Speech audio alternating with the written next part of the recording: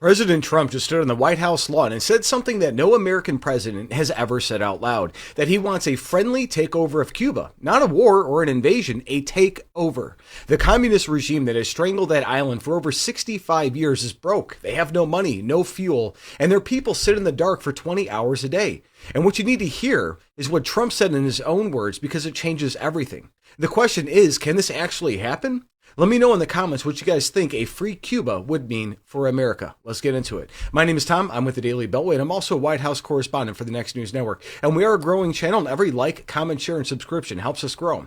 So standing outside of the White House today, President Trump addressed what he described as the serious instability inside of Cuba. He said the Cuban government is talking with the United States and admitted they are in major financial trouble. They don't have any money, no resources, and they're severely under strain. Check out Trump's response. Let's see. The Cuban government is talking with us.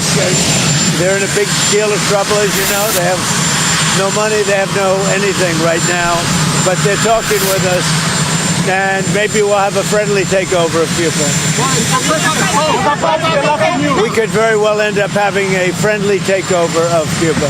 What about the post? After many, many years, we've had a lot of years of dealing with Cuba. I've been hearing about Cuba since I'm a little boy, but they're in big trouble, and we could very well, something good, I think very positive for the people that were expelled or worse from Cuba that live here. You know, we have people living here that want to go back to Cuba, and they're very happy with what's going on.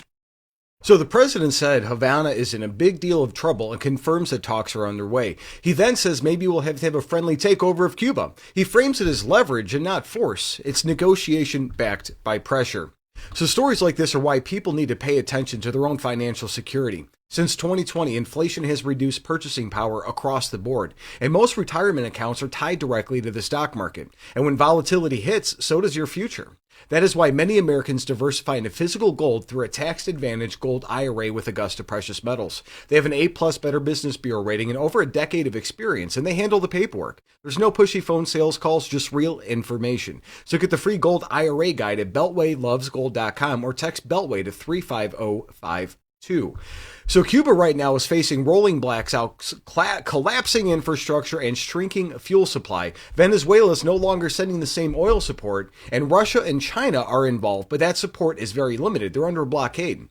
And Havana admitted to a national energy emergency. Blech. So this next move, it is strategic. Tariff pressure and economic leverage are forcing real conversations. A recent military incident, that happened a few days ago, added some urgency where a few Americans were killed.